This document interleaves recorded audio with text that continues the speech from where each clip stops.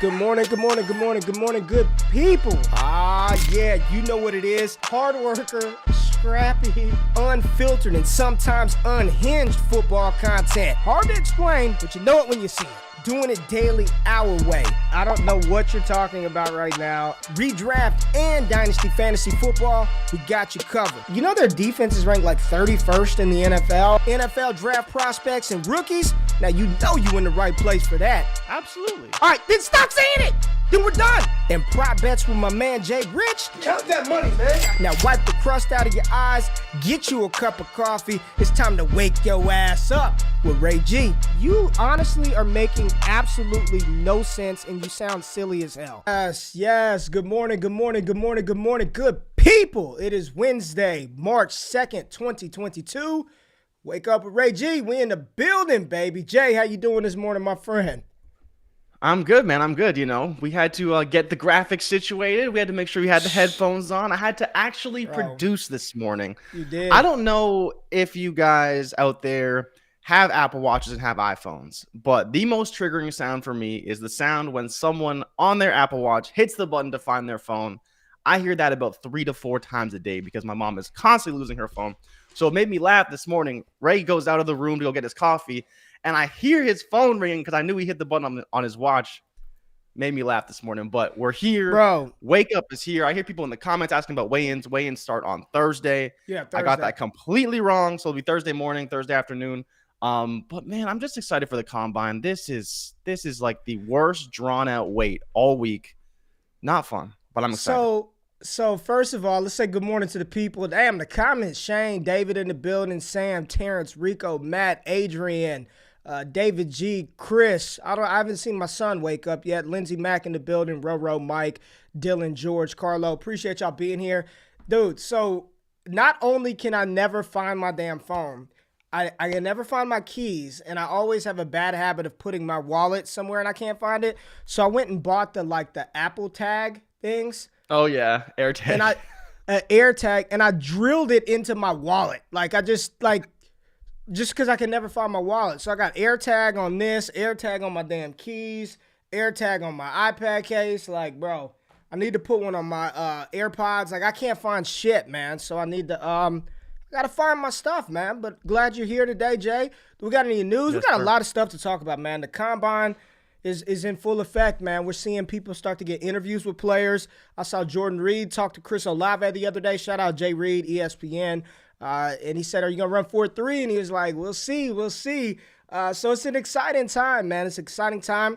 Shout out to our partners, man. Prize Picks, the exclusive fantasy gaming partner of Wake Up TV. Make sure you tap into Prize Picks. The combine line seems to have settled down, but I still think there's some good action, some good juice for some of those overs. If you get on Prize Picks right now, use the promo code WakeUp. Link in the description. Click it. Boom. Go there. And don't forget, we're giving away a signed full-size Jonathan Taylor helmet. Jay, I think it should be in today. So full-size Jonathan Taylor helmet with Pristine Auction. All you got to do is register with Pristine Auction. They give you $10 off. You don't even have to buy shit, right? Register. You need to buy something, but if you don't, you get entry into the full-size Jonathan Taylor helmet giveaway, and I will cover shipping costs. So you get it for free. Register, free Jonathan Taylor helmet if you enter and win. Subscribe to the YouTube channel. Subscribe to the podcast, the Wake Up with Ray G feed. Jay, did I cover all of the housekeeping stuff? Free newsletter. Subscribe to everything. Free newsletter, free. Yeah. Giving y'all a bunch of stuff. You get free money with Prize Picks, free entry into a JT helmet giveaway with Pristine Auction, free information from a newsletter. You're supposed to say yep. Keep yepping me up, right? I think that's all the free. I think that's all the free. I think that's all the free stuff we're getting away. And if you want to tap into the community, patreon.com/prospect talk. But any news going on in the NFL world, Jay, that I may have missed? Not a ton, man. Mostly GM interviews was the biggest thing. There was a little bit of a story yesterday with Bruce Arians because he was asked if Tom Brady were to come back, what would it cost to get him? He said 5 firsts. Okay, Bruce, you're not a GM, but whatever.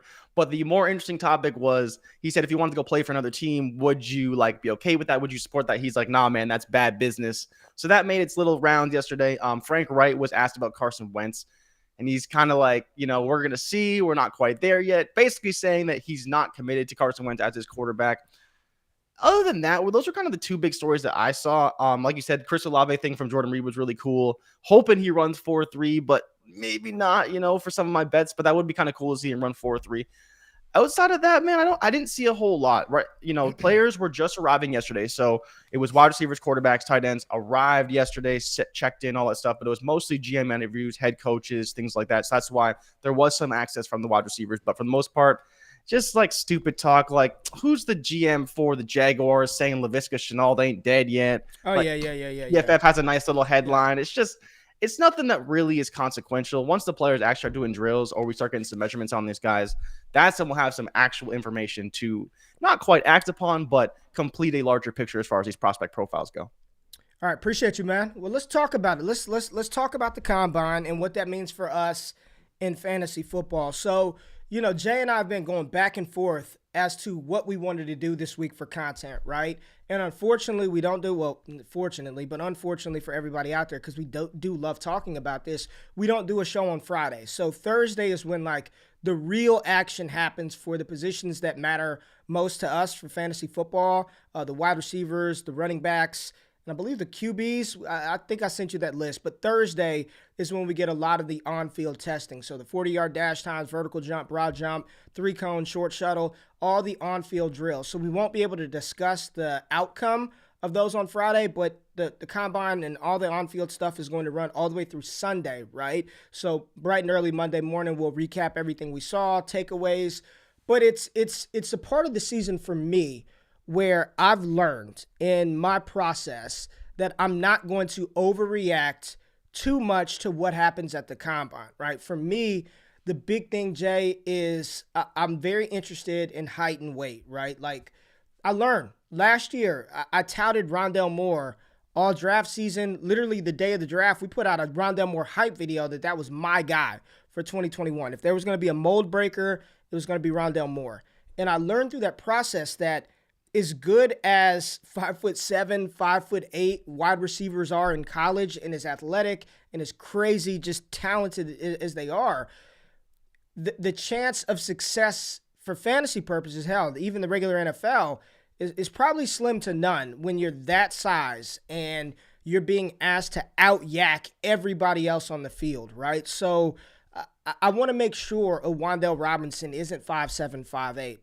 Kyren Williams, if he comes in as great as Phillip Lindsay had, those 2-year runs, that 2-year stretch with Denver, where we went back-to-back 1,000 yards, and we were thinking Phillip Lindsay could be the next thing, right? He's a locked and loaded dynasty asset at 5'9", 195 pounds. They brought in Melvin Gordon. They look to replace him. So for me, what I'm using the combine for is it's a piece of the puzzle.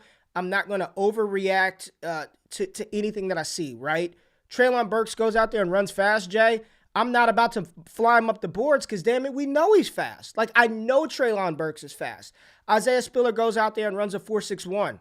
I'm not going to move him down because I think he's about a 4.58 to 4.63 guy, and that's fine. That's where I believe he's at. So I'm not going to swing the pendulum too far in either direction based on the combine, but I do want to see, I want to make sure these guys are as big as they say they are, right? Is Treylon Burks really 6'3", 225? Is Isaiah Spiller really 6'1", 220? Let's see height and weight.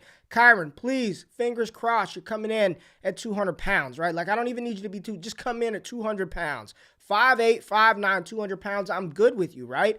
If some of these guys come in much smaller than their listed playing weight and then they test as a below average athlete, well, then there's no way in the world that I'm going to advocate taking Kyren Williams ahead of this player or that player if he's 5'7", 192 pounds. It's just the chance of fantasy success is limited so much. It just comes down. So for me, that's sort of how I'm approaching the combine, Jay. I'm really, really, really interested in the height and weight of these players.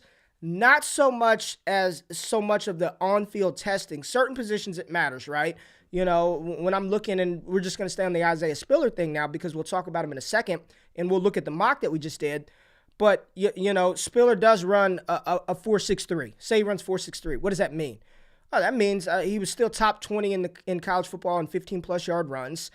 His longest career touchdown run at Texas A&M, I believe, was 49 yards. So what that tells me is he's probably not going to be a guy at the NFL level to take a stretch zone 70 yards to the house. It's probably not going to happen. It's probably going to be more like those chunk plays, 20, 30, 40-yard runs, which is fine, right? But I know his upside in that department is a little bit limited. Wide receiver position, kind of different, right? Cooper Kupp, we've all heard. Cooper Kupp ran a 4.6. Anquan Bolden ran a 4.7. Keenan Allen ran a 4.77, I believe. And these guys were absolute studs in fantasy. So I'm learning to appreciate the process, but not overreact to the process. And those are just some of the things that I've learned, and hope that as we roll into literally the rolling combine events, people kind of keep that in mind as we move forward, Jay. Yeah, 100%. And what you're talking about, for people, just having to simplify it a little bit, is you're trying to find a level of confidence in a player. And we're trying to find thresholds, because these thresholds have shown sustained success in the NFL. And so basically what you're saying is that you want to see Kyron hit 200, 205, because we've seen players at that weight play for longer and play much better than guys who are at lower weights and lower heights and all these various things. And the other thing I would mention that you didn't really cover so much is that for receivers, a lot of times you want to look to agility drills more than the raw speed of some of these players, because the agility is what's going to get you in and out of breaks. It's going to get you that separation we talk about during the route. And then on top of that, depending on how their release package is, that's another way they can separate without having that elite speed like we're talking about with the Cooper Kupp or other slot receivers and guys that can win outside with their feet. Devontae Adams is a great example. I believe he ran like a 4.62. And again, a guy literally known as one of the best receivers in the league, but didn't run fast. And so don't focus on the speed. The speed is important, but like you said, oftentimes people double count when it comes to speed. The receivers, you want to see how natural they look, their release packages. And I honestly, one of the players I'm most excited to see by far is Kyron Williams in the receiving drills. Like he's the guy that I've been waiting to see. Can he stack up with Breece Hall and Isaiah Spiller? Because there's just so much, I don't want to say tension there, but there's so much debate as to who's the top running back. And I really think if Walker can show well in the receiving drills, he will have a really good shot, not just from a fantasy perspective, but obviously the draft perspective. But I think the fantasy perspective will be much better outlooking for him if he looks good in those drills. Yeah. So real quick, am I out on Moore? I'm not out. I give I've said this multiple times. I'm never out on a rookie after one season, right? I give him 2. I hope. That's all I'm going to say. I know Cliff said he's going to give him a bigger role. We hear this every year, every single year. I've yet to hear a coach say, nah, he's not going to have a bigger role. Nope, he's not going to be involved in the offense.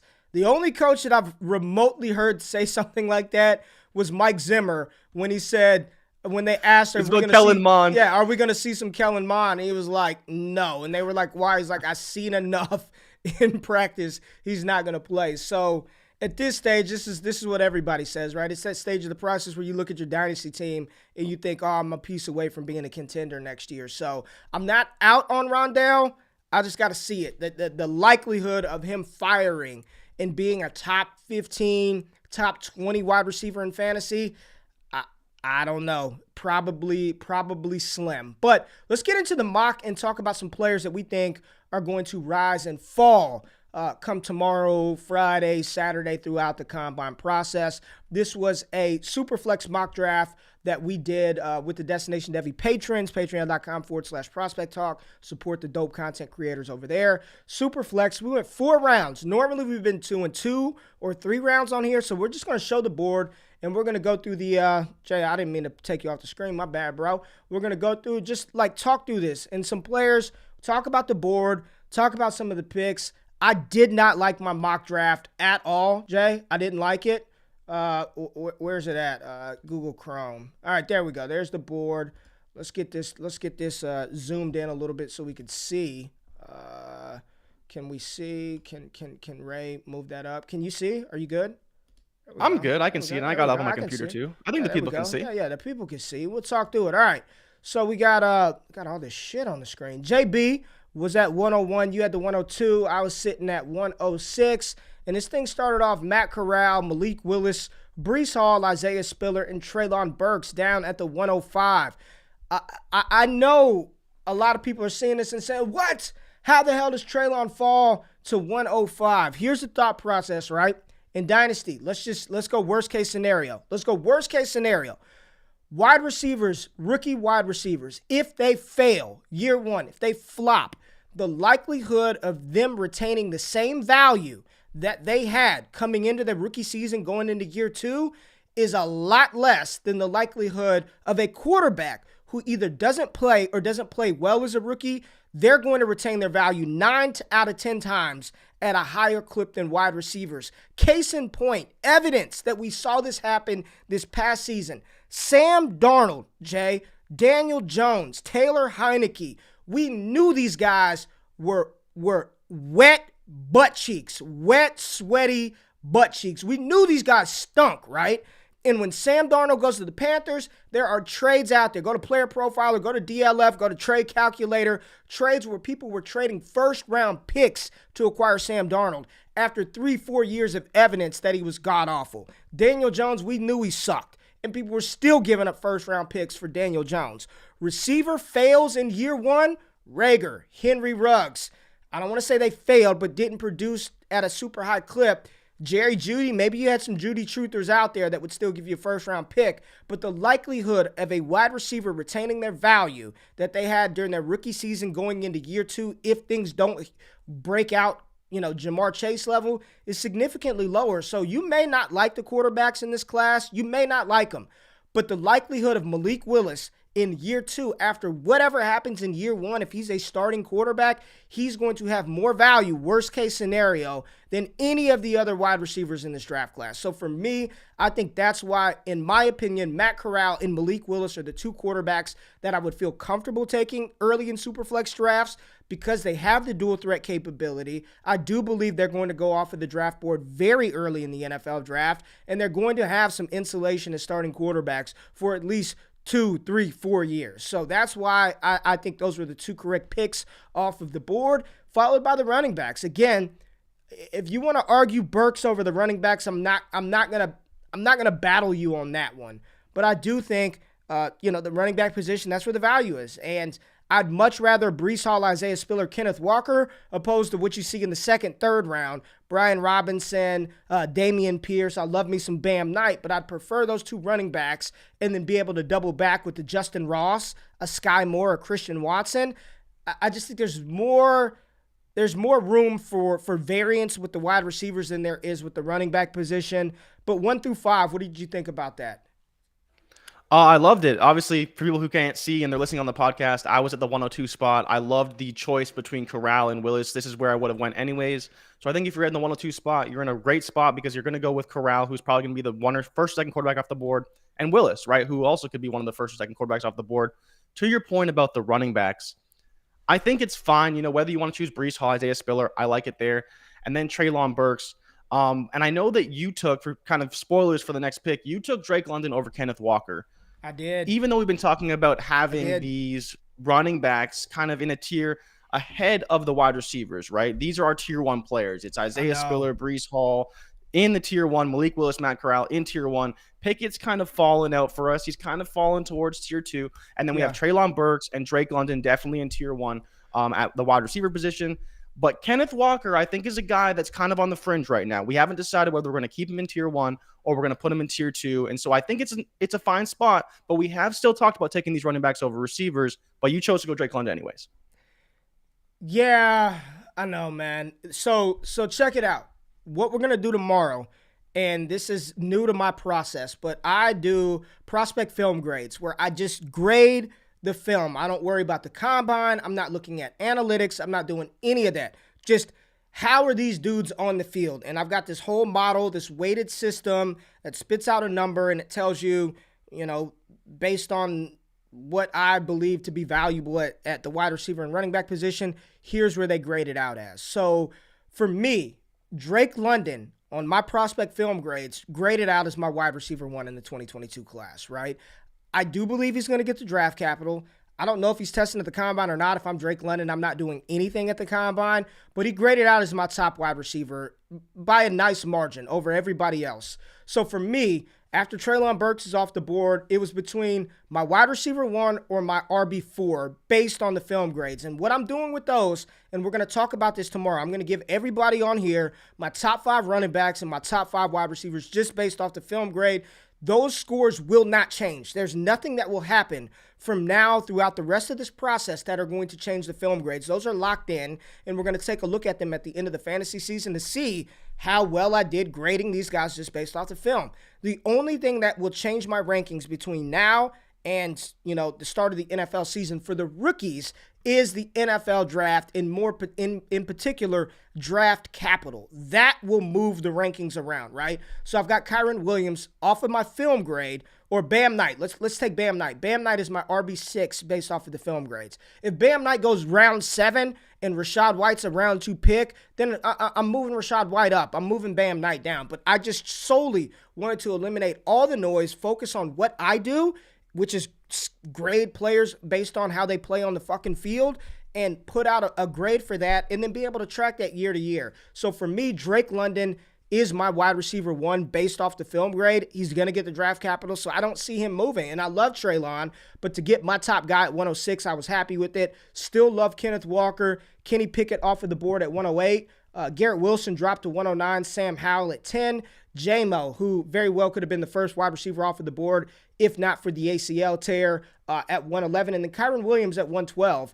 Jay, anybody in this first round that you think could really help themselves or hurt themselves at the NFL Combine?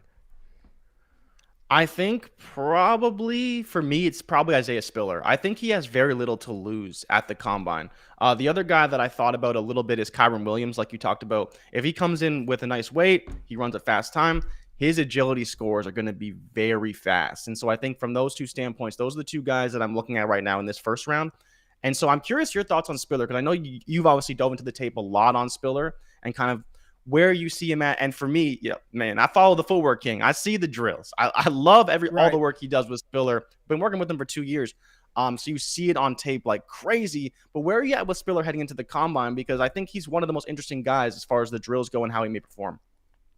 Yeah, I think he could really help himself. I think a lot of people think he's going to be slow, and I don't think that to be the case. I think he's going to look well in the drill. So I think Spiller's a player that could definitely help himself at the Combine. And like you said, Kyren Williams coming in, hopefully at 200 pounds, not 5'7", could really help himself. And yes, we did snake it because there's no point to do a linear draft in this exercise. It just screws the teams at the back. I want to see how people, would take the best players in these. So 201, GP, George Pickens. 2-2, Jahan Dotson. 2-3, David Bell. 2-4, Rachaad White. 2-5, Chris Olave. 2-6, Tyler Algier.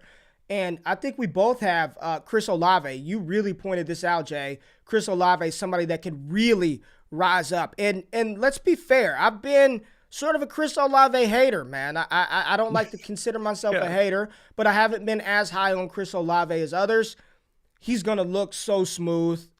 He's going to look so smooth. He's probably going to run fast. He's just going to look really good. I think he's going to look phenomenal at the Combine. Jahan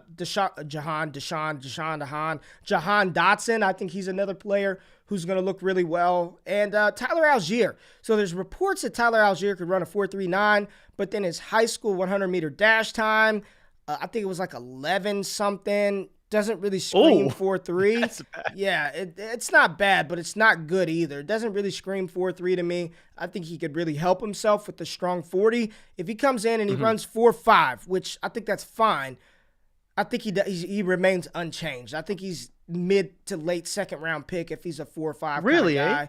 Yeah, 4.5 would be like a low 4.5 would be pretty fast for a guy who we expect to come in around 220, right? Like, well, the expectation is 220. The expectation is he's going to run a lot faster than that. And I think the general consensus, this isn't me. True. I think the general consensus is, oh my God, he's 4.3, 4.4. If he runs 4.5, I think he's a player that people are going to be like, oh, we can't take him. He's not fast. But 4.5 at 220, the speed score is probably going to be off the chain. So I'm not tripping off of him. We're thinking about what's going to happen at the Combine to have influenced these rookie drafts. And I think if Tyler Algier doesn't blaze this super fast 40 time, a lot of people are going to be thinking, oh my God, he's not as fast as I thought. 4.5 is absolutely rolling at 220. Jahan Dotson, we want to make sure he's 5'10", right? Like 5'10". What's the minimum? Like 5'9", 180 something? Are you still in on Jahan Dotson at 5'9", 180? So actually, I was thinking about this a lot, watching his tape back a little bit yesterday, and I think for me it will come down to his catch radius. I'm not so worried if he's 5'9", if he's got long arms and he's got big hands, because that's kind of what it looks like his game is. He's not very tall, but he, for whatever reason, can seem to still get over guys, kind of like Devontae Smith, right? Devontae Smith, even though he's still like 6'1", the big thing for him is that he's got super long arms, great hands, great body control. And I think Jahan Dotson is a player who, even though he's a little bit smaller, we're going to be looking at him and saying, okay, maybe he's not the tallest guy, but he's got the long arms and the ability to still go over guys and separate and use his body to make catches. And so that's one of the reasons why I really like Jahan Dotson. Jay, this is it. I'm sick of it. Everybody dogging RayGQue in the comments, talking about my 40 time, the over 4.85. Listen. Jay, do you think I can crack sub 4.8? 4.85. Do you think I can crack sub 4.85? Because people keep coming at the kid like I'm finna run a 5 flat out here. I'm cracking but there's a big distinction. Is this going to be hand timed or is it going to be laser? Because we know there's a big difference. It's hand. We don't, dude. Let me say. It's all technique. It's all technique. Y'all think? Let me show you. Hold on, Jay. Okay. All right. Look, Ray's getting in his stance. He's this is pushing the it back. Look at this. Look at this. You see this, Jay? You see this? I see the calves. I see the calves. I'm a little scared right now. Look at that. That's power. You see that? Yeah, I see it. I see you showing off the calves. You see that? Look. You see that? That's speed. Ooh. When I'm down, look. It's all technique, right? It's all technique. I'm here. Okay. I'm low. Boom! I'm driving out. Hand up. Drive phase, right? Didn't put your hand up. You didn't put your hand up. No, you got to put the hand up. That's rocket fuel in these thighs. Anybody out there that wants to bet that RayGQue can't crack sub 4.85, we can do it. Let's do it. I will hand time you myself, so you know it will be legit because I'm not going to let some bullshit hand time come through here. I'm not no coach. I'm out of breath. I am. Yeah, I am. You are 2 steps and you're ready for. I'm legitimately. Okay. So where we at? We were talking about Jahan Dotson, who went 2-2. David Bell 2-3. One of the things I did want to point out with this mock draft, and we were talking about it in a separate chat, in a voice chat. We were hoping Kyren Williams would go 112. And the reason why is because he's that last running back in kind of his own tier where we believe he's much better than Rachaad White, Tyler Algier, but not quite in the Breece Hall, Isaiah Spiller, Kenneth Walker tier. So we think he's a really like a fringe first-round pick, and you should not let him go past 2-1, 2-2 in your rookie drafts. Then especially when you have Bell, Dotson, Pickens, Olave, all very close. And my point to you about Olave was he's going to be the smoothest player of the draft. He's going to be calm, collected, senior, going to run fast, going to look excellent in the drills. We talked earlier about not double counting these players. People are not going to be able to help themselves with Olave. His release is going to look good. He's going to look great in the gauntlet. He's going to look great in and out of breaks. He's going to run fast. And he's going in the first round. So after all of that happens, people are going to be like, yeah, Chris Olave is pretty good. And they're going to shoot him off their boards. I'm not necessarily going to do that, but we talked about how there's a world where he is head and shoulders above David Bell, Jahan Dotson, George Pickens, and potentially in JMO territory when rookie drafts come around. And so I think from that standpoint, he could be a big riser once he shows everyone how good he is next to all these guys. And even next to Garrett Wilson, like he's probably going to look really good. Yeah. And I just like, as we're talking through this, like the same way I said about Tyler Algier, I think that's what could happen with Isaiah Spiller. Like if I'm telling you, for me, I think he's like 4.58, 4.63. If he runs 4.65, and let's say Kenneth Walker's a low 4.5, high 4.4, I think that will. I think you would probably move Spiller probably behind Burks. Not us, but I think what will happen is he'd probably be going behind Burks, behind London. You bump Kenneth Walker up. So you might be able to get Spiller at the 1.7, 1.8. Shit, people may even take Garrett Wilson over him. I'm trying to think of what's going to happen. And shout out to my girl, Joe. We ain't seen Joe in a minute. She said she had been down and out for a little bit. We're glad you're here. Joe, you know we love you. You're one of the loyal supporters, so glad you're feeling better and can join us. And I showed those calves just for you because I know you like big calves. She hates those Isaiah Spiller calves. I don't blame her.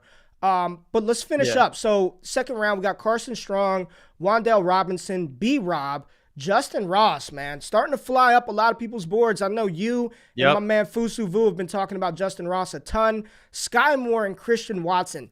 This is where I think shit gets interesting, right? Like after like the 206, 205, I'm pretty confident that the top 16 picks, 17 picks are going to be pretty much what they are in some order.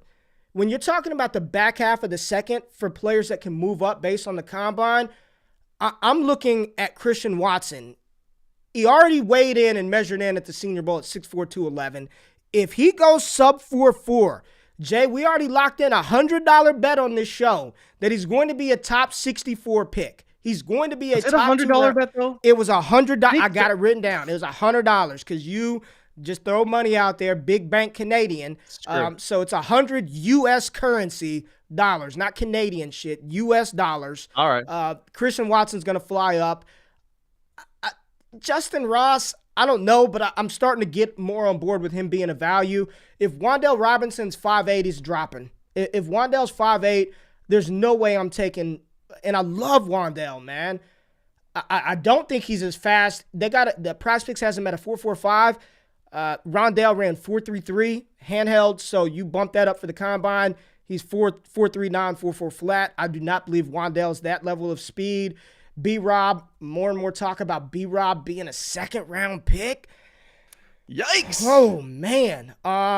We'll see, right? We'll see how this plays out. But I think this is where stuff will get interesting in the back half of the second round. So at the top of the third, we've got Dameon Pierce, Desmond Ridder, Bam Knight, Jalen Weidermeyer, Trey McBride, and Jerome Ford. Pardon me. Jerome Ford going to be one of the fastest running backs at the combine. I think this is a pipe dream thinking about getting Jerome Ford at 3.6 after the combine. Like, he's going to run sub 4.5. I'm not saying sub 4.4. He's going to be a 4.4 something, Jerome Ford. Bam Knight, a player that I think has a really good chance to rise because I do think he's got that type of speed. He's got the size. 3 straight 700-yard seasons isn't anything to get super excited about. But in my film grades, I don't. Third and fourth round players, and I've talked about this a bunch, Jay. Third and fourth round players, I'm not looking for the complete profile. I'm just looking for skill set. Does said player have the skill set to get on the field? And you know who Bam Knight's sort of, I don't want to say career arc, but sort of like claim to getting on the field reminds me of, Jay? It reminds me of Hines. Khalil Herbert. It reminds me of Khalil Herbert. Like, Bam Knight was one of the best kick returners in college football last season. There's a chance that he gets drafted, he makes the 53, and he's the team's kick returner from day one. I think he had 3 kick return touchdowns in his career at North Carolina State. He's got this. I think he's got decent size. I think he could be the kick returner right away.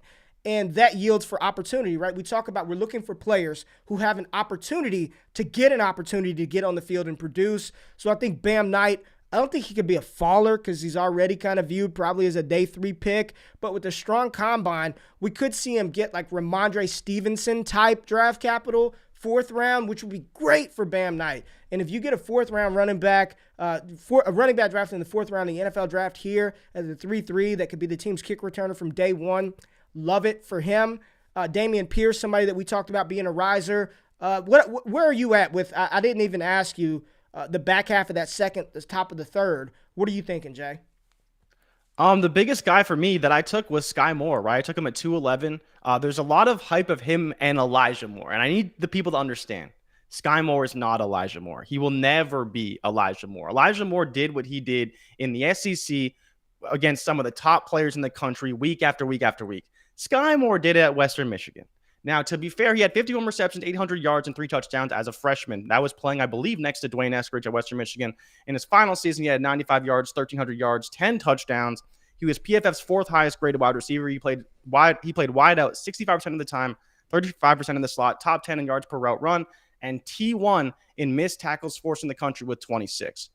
People are hyping up Sky Moore a lot, And I think he's going to rise when you see him at the combine. He's only 5'10", 195, so he's not going to be the biggest guy out there. He's not going to look like an X receiver, but he's a player who can do a lot for an offense. And, he's a guy that in fantasy will really prop up. And while I like Sky Moore, I think that people are going to make the Elijah Moore, the more to more comp far too often. And he may go a little bit too high than I like in rookie drafts. Again, he played at Western Michigan. There are competition concerns there for me, but he's a good player. He's an early declaree. You look at him next to Christian Watson, I would much rather take a highly productive freshman who is an early declaree, who is a great athlete, clearly grades out well in all the films, scores, over a guy who's playing FCS level and takes 5 years to come out. I get it. That's my process. But I like Moore, and I think he's a good value. And then the other thing too is Ritter. He might be a second-round pick, and that's why I took him here. Of course, you had to go and change the draft and added a 4th round in this draft. I did. So I probably wouldn't have taken Ritter there. But again, if you take Ritter in the 3rd round and he ends up going in the 2nd round, that's pretty damn good value. No, that's and good then value. The other thing too that I wanted to mention is after Bam Knight, we had Jalen Wademeyer, we had Trey McBride at 304, 305. That's about where I'm going to start looking for those tight ends. I don't think I see them going much earlier than that. Maybe Wademeyer if he tests well, because you've mentioned that you think once he tests, he will really separate himself as really the only early declaree from this tight end class. You saw the rest in Mobile. So where are you at kind of with Wademeyer, and can you think he creeps into that 2nd round, or do you think he's probably a 3rd round guy? First of all, Desmond Ritter's drafted in the 2nd round. If you get a quarterback in Superflex in round 3 that had top 50 draft capital, that's a win. I'm not even the big Desmond Ritter fan, but that probably yields him an opportunity to start. And if you don't like said quarterback, trade him. You could at least probably get a 2024 first for him. So I think that's incredible value. I'm with you, Sky Moore. The balls that it takes to be play in the MAC conference and say, I don't need to stay an additional year or two because I'm that good. I know I played in the MAC. I didn't play against I didn't even go to the Senior Bowl. I didn't even wait until I was Senior Bowl eligible. I'm that good that I can leave Western Michigan, get good draft feedback, and come out early. I'm telling you, I like Sky Moore a lot. And if he tests well, day 2 draft capital is on the horizon for Sky Moore. I like it. The tight ends, Wademeyer's my tight end 1. Prize Picks has his over-under 40 time at 4.71. He cracks up that. He should be locked in. He's an outstanding blocker. He's good in his route schemes and how he works that. I think he's the best tight end in the class. I like Trey McBride a lot too. I don't know if I would take either of those guys over Ford, and given the hype that James Cook has right now, over James Cook, but maybe, right? Like, maybe. And like Zamir White, I'm looking like there's some players that went late that I'd probably take before the tight ends. But after Jerome Ford, we got James Cook, Jalen Tolbert, Ty Chandler, my guy. That's one of my guys. That's one of my combine risers. Ty Chandler, Isaiah Likely, no thank you at 310. Abram Smith, 311. Hassan Haskins at 312. Ty Chandler, just keep the name on your radar, y'all. Highly touted recruit coming out of high school. Goes to Tennessee. Competition with Eric Gray. He transfers. Eric Gray transfers. He goes to North Carolina and absolutely smashes this year. I believe Todd McShay, for what it's worth, I'm just saying, I'm not the only one touting him. I was the first, but not the only. Todd McShay talked about him on the ESPN podcast the other day. I think he's going to be a riser. Day 3 pick, more than likely. I would bet he's a day 3 pick. But again, when I'm looking at 3rd and 4th round rookie picks, I don't care how old they are. I don't care about how many carries they had. I'm just looking at the skill set. Does said player have the skill set to produce?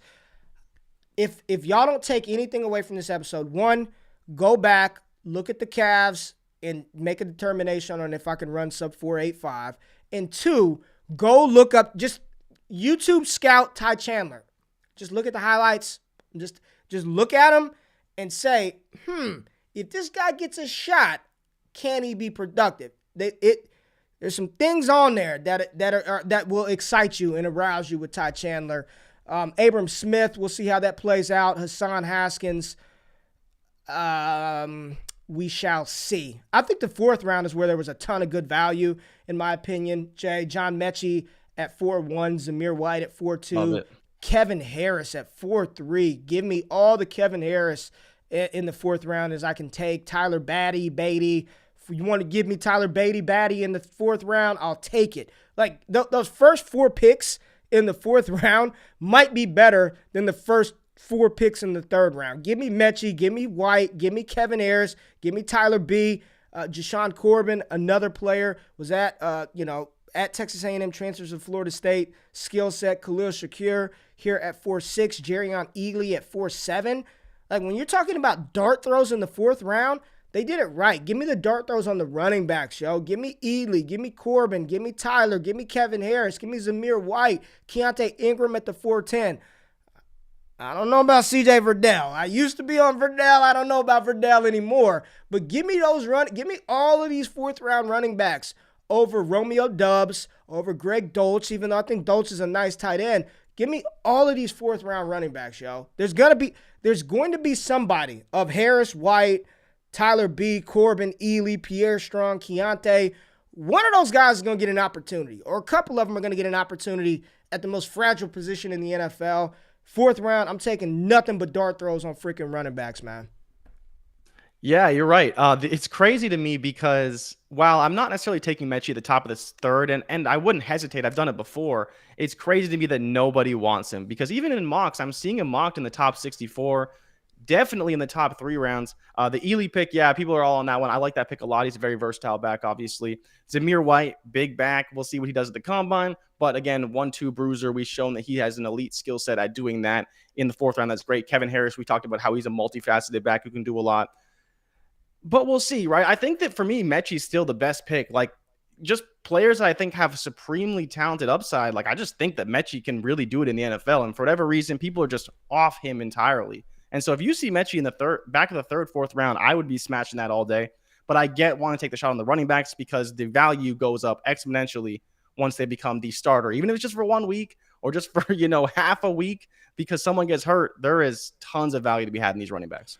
Yeah, I'm with you. Like, let me stop being nasty. Greg Dolce is nice. Like, I like him a lot, right? I think I like him over Isaiah Likely a tad bit. I do. I think I have him. I don't do film grades for tight ends because it kind of doesn't matter to me. I'm just looking for athleticism, and that's really it. Are they going to land on an offense that probably needs a tight end? That's all I'm really looking for, unless it's a Kyle Pitts, Pat Freiermuth, even Evan Ingram coming out of Ole Miss type prospect. But listen, again, in the 4th round, 3rd, 4th round of your rookie drafts, my advice to you, everybody out there, take the dart throws on some of these running backs, right? Like, and when I'm looking, like Kevin Harris, 5'10", 220, might run 4.5 speed score, good. We talked about Tyler Algier, that same size, running 4.5. Like, he's a guy that, like, it kind of reminds you of a little bit of Mike Davis, right? They both played at South Carolina. They both have that type of build. I like the dart throw on Dolce at 4.12, man. Even in a single PPR league, I'd rather take him at 4.12 than maybe invest. I've seen people take Trey McBride in the 2nd, like late 2nd. No, thank you. I'd rather just take the dart throw on the tight end in the 4th. But yeah, man, we did this, and my strategy was I didn't have Jerome Ford graded out super high in my prospect film grades, but I think once he runs fast, he's going to be propped up. I think after Thursday, there will be no more Jerome Ford at 3.6. That's not happening. Yeah. And there's going to be a couple of other players. I think Zamir White, there's no way he's going in the 4th round. I think there were just some steals in this. It's the first time we've done a full 4-round mock on this thing. Were there any players that we didn't talk about, Jay, that you think you really think is going to surprise, shock, hurt, or help themselves at the combine this tomorrow? Not really. I think we touched on a lot of guys. The one guy we didn't talk about too much was Christian Watson, right? You mentioned how you think that while the height weight was there, seeing him next to some of those high-end prospects and seeing how talented he really is could boost his stock. I drafted Sky Moore kind of about where I would take him, maybe a little bit earlier. We talked about Rondell Robinson. Probably the most likely faller in the first 2 rounds is Rondell Robinson and the tight ends, but the tight ends aren't going there yet. But if they were going there, they're probably not going to be going there after the combine. And then other than that, like Justin Ross, we'll see. He's kind of a wild card. I don't know if we're going to get like true medical reports. We won't really know what the medical's checked out as until the actual NFL draft comes, because that's when we'll find out when he's drafted. The medicals check out. He's probably going to go, 2nd round, 3rd round? If they don't check out, then you're looking at probably a 6th round pick. I've comped him a lot to Michael Porter Jr. Michael Porter Jr. was the number one pick in the NBA, could have been the number one pick, got hurt, had back issues, went like 15th overall, and this offseason he just got a max contract. Justin Ross has that kind of upside if the medicals check out. We'll see what happens. But I think that to me is kind of like comp, because people who know Michael Porter Jr., they know he's pretty damn good, had a lot of injuries. Justin Ross, stud freshman. Then after that, we're kind of waiting to see what happens. You're looking at me funny. What's going on? Interesting comp for Justin Ross. Even if the medicals check out, I don't think there's a chance in hell he would have been one of the top receivers in this class. I like him. I think he's good. I think he's a value, but there's no way he would be going ahead of Treylon or Garrett Wilson or Jamison Williams. I mean, that freshman season was what, 2018, 2019? Yeah, but I'm saying, like, the point is the trajectory was really thrown off, right? Like, that's part of the problem. Oh. He was number one, right? He was basically wide receiver one coming after that freshman season. And so you think if it kept accelerating, the thing for Porter Jr. was he was able to go to the draft, whereas obviously Justin Ross wasn't. So he was just hurt and out and couldn't do a whole lot. Got you. All right. Well, it's going to be, 2018. That was a long time ago, man. A long time ago. 2018. Long time ago. I like Ross, though. We'll see. We'll see how it plays out, man. But yeah, so Combine started Thursday. Tomorrow on the show. So I think a lot of rookie mocks are going to change. And I saw some people talking about Kevin Harris. Let's be honest. I had Kevin Harris as my RB3 going into the college football season. Going into this year, I got videos out there. I had Kevin Harris at RB3 based on what he did in a 10-game sample size at South Carolina during that COVID season. And then he broke his damn back. He broke his back, and he didn't play. He was in and out of the lineup early that led way for Zaquandre White playing really well. But I like Kevin Harris a lot, too, coming into this draft. He was right up there. It was Breece Hall, Isaiah Spiller, Kevin Harris. So I still think the talent is there. The talent didn't go anywhere. We just wanted to make sure his back is straight, man. We just need to make sure his back is straight. I think we're going to see a lot of movement in these rookie drafts after the Combine. Tomorrow on the show, we're going to go through the prospect film grades. I'm giving you my top 5 running backs just based on the tape. Will change after draft capital is determined. I think if you guys didn't listen to any fantasy analysis from anybody and you just drafted based on draft capital, like that's probably like the biggest X factor, right? I listen to a lot of different people, and a lot of people are kind of backing off of the breakout age stance at, a couple of years ago. If they didn't break out at 18, they sucked. But if you didn't get a chance to play till you were 19 and 20 and then you broke out right away, that sort of makes up for the early age breakout. But ultimately, draft capital, if you just drafted off of draft capital, yes, there would be some misses, but the probability of your hits would be a lot higher. So for me, I do what I do best. I don't do data. I use, Jordan Backus. I use Matt Kelly. I use Josh Larkey. I use other people for my data. And then I rely on what I see, what I know, and that's the film. So we're not going to change much based off the Combine. Everything will change based on draft capital, right? And that's how I roll. That's how I do it. So we'll see how it plays out. But tune into tomorrow's show so we can go through the top 5 running backs, top 5 wide receivers, last final Combine thoughts. If you need to go put some bets in on Prize Picks to make that money with some of these Combine lines, link in the description. Use the promo code WAKEUP. I'm glad everybody tapped in today. Joe, I'm glad you're feeling better. Ricardo, my man. Andrew, Mike, William, 5-Star Pete, Terrence Shade, Mike, Derek, Gabriel. We appreciate you. We love you. We'll be back tomorrow. Y'all have a good Wednesday. We out. Peace.